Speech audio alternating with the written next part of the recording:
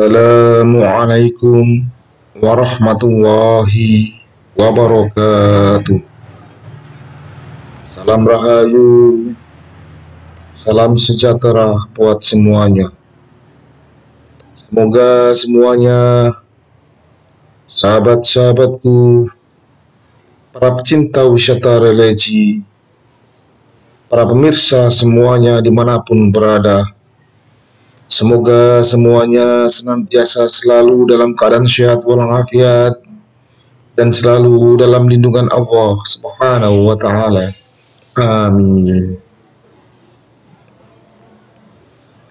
Para pemirsa semuanya dimanapun berada, sahabat-sahabatku, para pecinta wisata religi, tetap bersama kudaku, kuda putih yang handal, Honda PCX, yang selalu setia menemani dalam proses pengembaraan ini, berkelana, berpetualangan, menjadi seorang musafir jalanan, melakukan perjalanan ritual dan wisata religi, berziarah keliling Nusantara, keliling seluruh wilayah negara Kesatuan Republik Indonesia yang kita cintai ini, berziarah ke makam-makam orang tua, makam-makam keramat, makam-makam ulama, makam-makam aulia Allah, serta makom atau petilasan atau tempat yang memiliki nilai sejarah tersendiri di bumi Nusantara ini.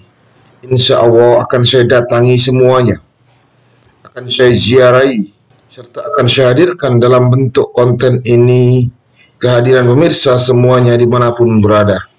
Semoga dengan hadirnya konten ini semakin menambah luasnya wawasan kita akan khasanah Nusantara, menambah pengetahuan kita bagaimana nenek moyang kita dulu dalam membangun peradaban di bumi Nusantara ini, bagaimana orang-orang tua kita dulu, sesepuh kita dulu, leluhur-leluhur kita dulu dalam membangun adat dan budaya di tiap daerahnya masing-masing. Bagaimana para ulama-ulama kita dulu, para aulia Allah dalam menyebarkan agama Islam dengan damai dan tentram, hingga Islam bisa diterima sekali lini lapisan masyarakat waktu itu dan menjadikan Islam menjadi agama yang besar, agama yang mayoritas negeri yang kita cintai ini, dan menunjukkan Islam benar-benar menjadi agama yang rahmatan lil alamin. Sahabatku, para pecinta wisata religi, pecinta ziarah ke makam-makam keramat, makam-makam ulama, makam-makam aulia Allah, untuk kali ini saya khusus melakukan perjalanan ritual dan wisata religi khusus menjelajah wilayah Serang, Provinsi Banten. Dan saat ini saya memasuki komplek makam keramat Sultan Agung Tirtayasa yang berada di daerah Tirtayasa, masuk wilayah Serang, Provinsi Banten. Ini adalah gerbang masuk ke komplek aulia Allah, wali Allah, juga seorang sultan.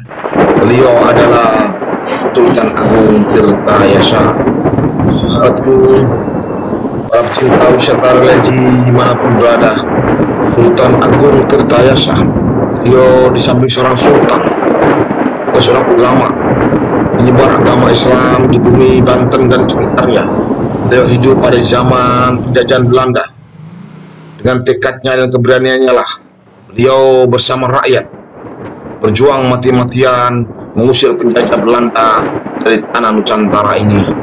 Bahkan beliau dijuluki dan mendapat gelar sebagai pahlawan nasional. Sahabatku, para pecinta wisata religi, pecinta ziarah ke makam-makam keramat, makam-makam ulama, inilah makam keramat Sultan Agung Tirtayasa.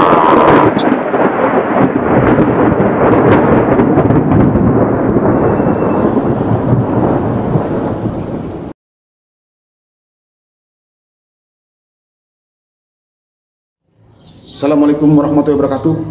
Sahabat pecinta religi, jangan lupa subscribe, like, dan komen, serta bunyikan lonceng biar berlangganan konten-konten saya yang terbaru. bagikan konten ini ke teman, sahabat, keluarga kita semuanya. Biar kedepannya konten ini jauh lebih bermutu dan berkualitas. Saat ini saya berada di makam keramat Aulia Allah, makam Kesultanan Baginda Sultan Agung Tirtayasa bersama Ibu Ratu Dewi Ayu. Semoga beliau ditempatkan di tempat yang mulia di sisi Allah sebagai Aulia Allah. Sahabat, semoga perjalanan wisata religi ini membawa berkah barokah buat kita semuanya. Amin amin ya robbal alamin. Bersama saya religi mantap.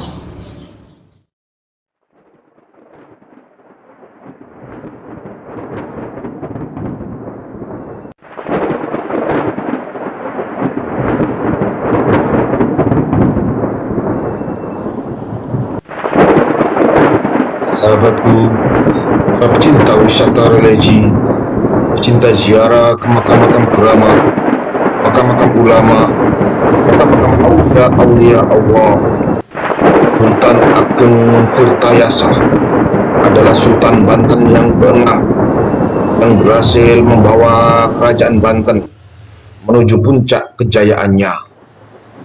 Sultan Ageng Tirtayasa atau lebih dikenal dengan Sultan Pangeran Surya berkuasa antara tahun 1651 sampai 1683 Masehi. Selama berkuasa, perannya tidak tersebatas memajukan Kesultanan Banten. Raja dari Banten ini gigih menentang dan melawan VOC pada masanya. Berkat kegigihannya dalam membela bangsa Indonesia, ia bahkan dicap sebagai musuh bebuyutan VOC atau Belanda. Sultan Ageng Tirtayasa adalah putra dari Sultan Ageng Abu Al-Ma'al Ahmad, Sultan Banten yang ke-5, dan Ratu Marta Kusuma yang lahir pada 1631. Kakeknya bernama Sultan Abdul Mafakir Mahmud Abdul Qadir atau dikenal dengan sebutan Sultan Agung Sultan Banten ke-4 yang juga gigih melawan Belanda. Setelah ayahnya wafat pada tahun 1650, Sultan Ageng Tirtayasa diangkat oleh kakeknya sebagai Sultan muda dengan gelar Pangeran Dipati.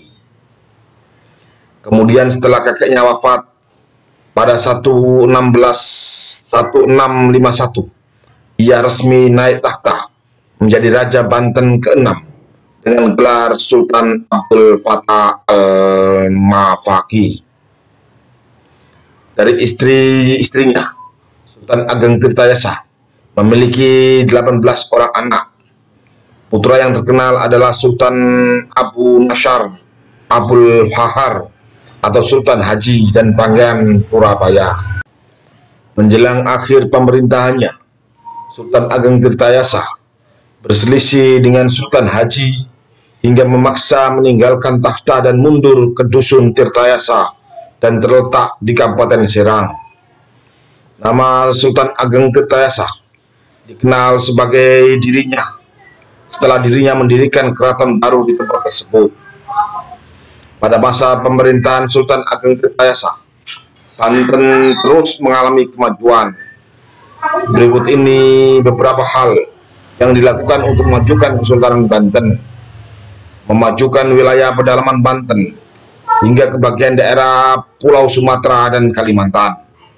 Banten dijadikan tempat perdagangan internasional yang menemukan pedagang-pedagang lokal dengan pedagang-pedagang Eropa. Memajukan pendidikan dan kebudayaan Islam, melakukan modernisasi bangunan keraton dengan bantuan instruktur Lukas Kardel, membangun armada laut untuk melindungi perdagangan dari kerajaan lain dan serangan pasukan Eropa. Perjuangan Ageng Tirtayasa adalah salah satu raja di Nusantara yang gigih menentang kedudukan VOC di Indonesia.